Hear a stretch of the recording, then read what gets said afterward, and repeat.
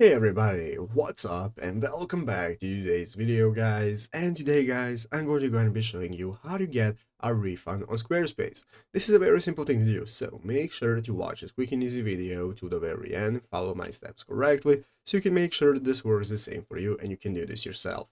But yeah guys, let's get straight into it.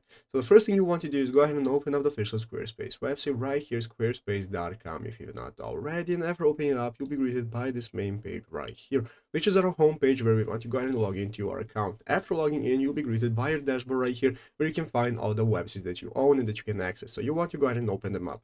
So after opening up your websites, guys, this is going to open up your website in this preview mode, where you can take a look at our website, products, content, and so on.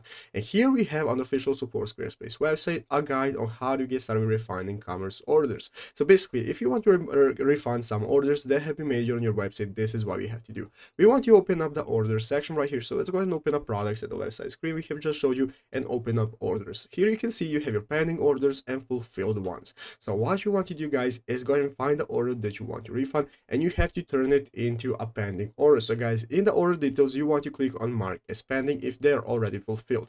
If not, if they're still in the pending section, then you can just do the following. Basically, what you want to do is open up the order and click the three dots in the upper right corner that are going to appear. By clicking those three dots, you can see that an option is going to say that says cancel order, and you want to go ahead and open up the cancel order option, and this is going to enable you to go ahead and cancel that order and give the refund to the person that has been ordering it.